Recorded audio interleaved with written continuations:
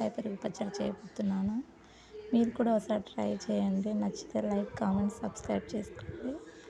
ముందుగా వంకాయల్ని చిన్న చిన్న ముక్కలుగా కట్ చేసుకోవాలి.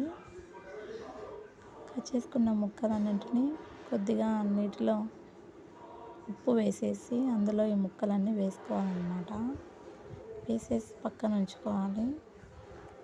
తర్వాత ఒక బాండీలో కొద్దిగా ఆయిల్ వేసుకొని దానిలో ఈ మనం కడిగి పెట్టుకున్న వంకాయ ముక్కలన్నీ వేసుకోవాలి. కొద్దిగా ఉప్పు,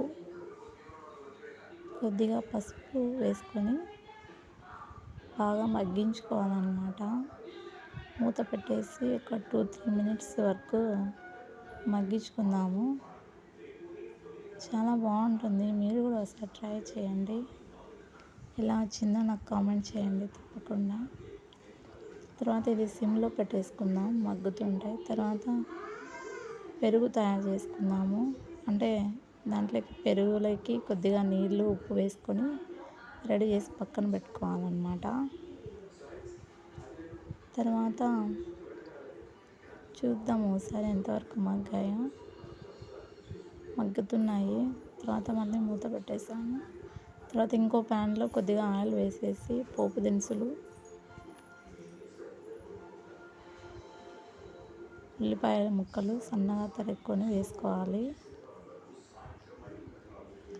తర్వాత ఇందులోనే కొంచెం కలర్ మారితే చాలు పచ్చిమిర్చి, అల్లం తురుగు, కొద్దిగా కరివేపాకు, ఒక ఎండుమిర్చి వేసుకోవాలి. ఎందుకంటే పచ్చిమిర్చి వేసాం కదా, ఎక్కువ అవసరం లేదు.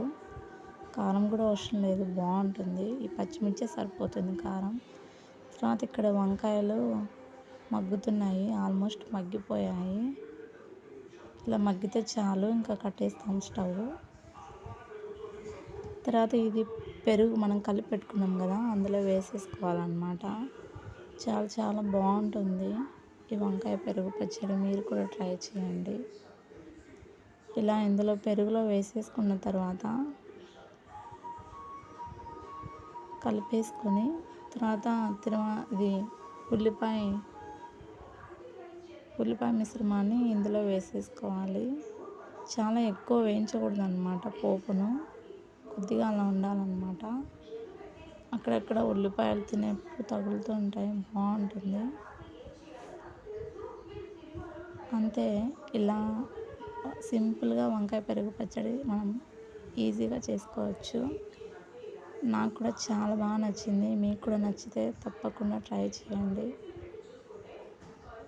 ఇప్పుడే వేడివేడిగా అన్నం చేశాను, అందులో వేసుకొని తింటున్నాను నేను.